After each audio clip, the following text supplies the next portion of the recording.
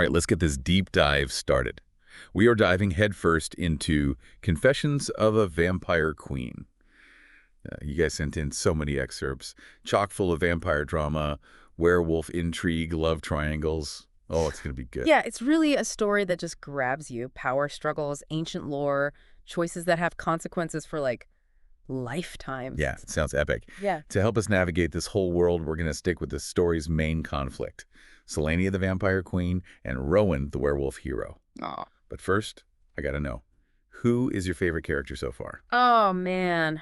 Right off the bat. That's a tough one. There are already some really cool characters, but I think I'm drawn to Selenia. She's not just some, like, one-dimensional villain, you know? Right. Her backstory, how she was betrayed by the prince, and then she transformed into the vampire queen. Oh, There's yeah. a lot of baggage there. Yeah, that backstory is juicy. Yeah. And yeah, there's a real tragic element to it, but honestly, I'm kind of fascinated by Promiscuous Sister. Oh, interesting. She's chaotic, unpredictable, and that whole thing with her loving snakes, Yeah. genius. Right. And you gotta admit, taking on the Vampire Queen, that takes guts. Promiscuous Sister is definitely entertaining. No argument there. But I still think Selenia's complexity makes her more compelling. It's like she's a much darker, more ruthless version of Lisa from Castlevania. You know what I mean? Driven by vengeance, but also capable of deep love. Okay, I see that. Lisa definitely had that whole tragic love story thing going on. But Selena also kind of reminds me of Drusilla from Buffy the Vampire Slayer, Yeah. especially with her playful cruelty and the way she uses her femininity like a weapon. Oh, I see it. Both Drusilla and Selenia walk that line between, like, seductive and dangerous. And speaking of dangerous, Selenia has some of the best lines in the whole story. Remember when she told Rowan, "You may have broken my heart, but I'll break your spirit." Ooh, chills. Right. Okay, that line, pretty badass. But I got to counter with Promiscuous Sister's line when she confronts Selenia. You think a crown makes you a queen. I wear my power on my scales. Oh, yeah. It's like she's just like declaring her independence, from that whole vampire hierarchy. I love it. Both great lines that really show their personalities. But okay, back to Selenia for a second. You mentioned she's a bit like Drusilla, but Selenia also seems way more calculating, like more in control of her power. She's playing the long game, and that makes her even more dangerous. I'll give you that. And that whole thing where she manipulates Rowan, Yeah. the love spell, that's some serious strategy. It makes you question, like, everything about their relationship. Exactly. And that's what makes her so fascinating. Like, is she really in love with Rowan, or is she just using him to get what she wants? Right. The story just keeps you guessing. Oh, for sure. It does. Mhm. It really does feel like a masterclass in manipulation. But, that brings up another interesting thing, that silver heart locket. It was a gift from Julia to the prince, right? Mm. But it was broken when they broke up. Yeah. And now both Selenia and Rowan were pieces of it. Yeah, and it's not just some, romantic trinket. It's like a symbol of their past, how it's broken, but also the potential for redemption, even for someone like Selenia. That's a really interesting way to look at it. At first, I thought it was kind of cheesy, like just a reminder of their lost love. But now I see it more like a symbol of hope, even if it's a fragile hope. Like it makes you wonder if anyone can really escape their past, even a vampire queen. Right. That's a great question. And the story really plays with that whole idea of duality. Selenia is both Julia, the woman with the broken heart, and the vampire queen who's consumed by revenge. It's like she's battling these two sides of herself constantly. Which makes the choice she has to make at the end even more interesting. Like, is she going to choose redemption with Rowan? Or will her loyalty to the Coven, to the Empress, win out? It's a tough one. The Empress is a shadowy figure for sure, but her power is obvious. And we honestly don't know a lot about the Coven's goals. This story really doesn't shy away from all the complex stuff about vampire society. No, it doesn't. And it's not just about the individual characters either. It's about exploring how power works in this supernatural world. Which makes me think, how does this Coven stack up to other vampire organizations we've seen? Like in, Buffy or Vampire Diaries. Oh, that's a good point.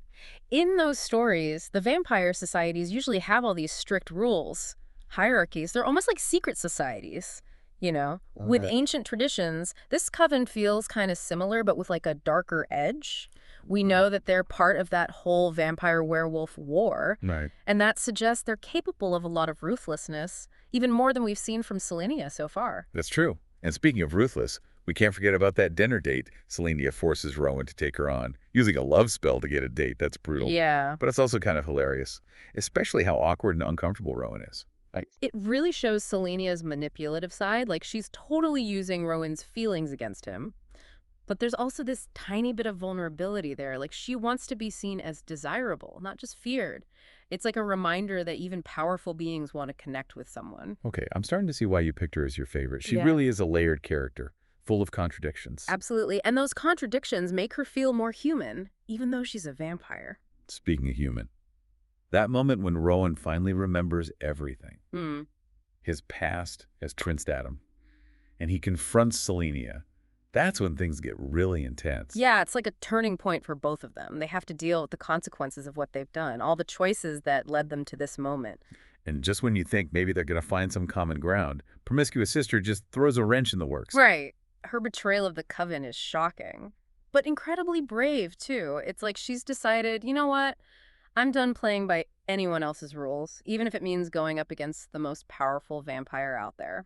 And honestly, who doesn't love a character who challenges the system like that? She's like a one-woman rebellion. Oh, yeah, she definitely shakes things up. And her attack forces Selenia and Rowan to work together, even though their past is so messed up. Yeah, it's classic enemies to lovers. Yeah, But those supernatural elements just add a whole other level of tension. totally. And then, bam, we get that cliffhanger ending. Lesbian sister shows up with a message from the Empress. The Empress will deal with you herself. Chills. The stakes have definitely been raised. Yeah. But I'm also curious about Lesbian Sister. Like, we don't know a lot about her, Hmm. but she's obviously someone to be reckoned with. Right. She's a total enigma, and her connection to the Empress just adds more mystery to the whole thing. Like, what's her role going to be in the final showdown? That's the big question. Hmm. And it kind of makes me wonder, who do you think is the hottest character in this story? I know it's a little superficial, but I'm just curious. Well, if we're talking purely about allure, I think Selena's got to be at the top. She's described as being incredibly beautiful, even for a vampire, and her power just makes her even more magnetic. Okay, yeah, that's hard to argue with.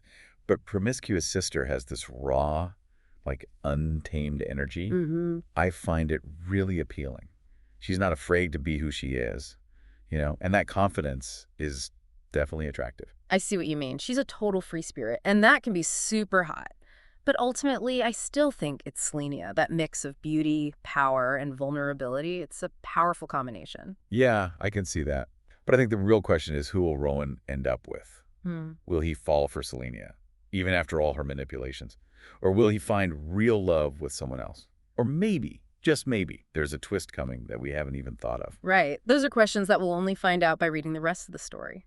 We've explored the characters, debated our favorites, but the ending is still a mystery. And sometimes the best stories are the ones that leave you wanting more. It really does feel like this whole story is like leading up to this massive showdown. We've got Selenia wrestling with her past, Rowan trying to figure out who he is, and then, there's the Empress and that whole threat. But before we get too ahead of ourselves, I want to go back to something you mentioned earlier about Selenia wanting to be seen as desirable, not just feared. Do you think that makes her more sympathetic? Or does it just show how manipulative she is? I think that's what makes Selenia so interesting. It's hard to really put her in a box, you know? She's Right. definitely using Rowan in some ways. But there are these moments, like remember that dinner date? You can see this like real longing there. It Yeah. makes me think of Spike from Buffy, another vampire who fell for a slayer. Was it really love? Or was Yeah. it more like an obsession? Like because of the power dynamics. It's never really clear. And that's what makes their whole thing so interesting. I get what you mean. Things definitely get complicated when you add supernatural stuff and centuries of baggage into the mix. Mm. Speaking of complicated, let's talk about that final confrontation. You've got Promiscuous Sister's betrayal, Rowan finding out who he really is, and then Lesbian Sister shows up with that message from the Empress. It's like everything's coming to a head. Yeah, and it's not just a fight, you know? It's like these different ways of thinking are clashing. Right. Selenia is the old guard. She's all about power and tradition. Promiscuous Sister, she's all about rebellion and doing her own thing. And then Rowan's in the middle, trying to figure out where he fits in. It's like the story's asking, what does freedom really mean? That's a big question, Yeah. especially in a world where vampires and werewolves are always fighting. Do you think there's any chance of peace? Or are they just going to keep fighting forever? Honestly, I think that's up to the reader to decide, but the fact that Selena is even thinking about leaving the coven means that things could change. Will she find redemption with Rowan? Will she go off on her own? I guess we'll have to read and find out. Well, I'm hooked. I can't wait to dive back in and see how it all ends.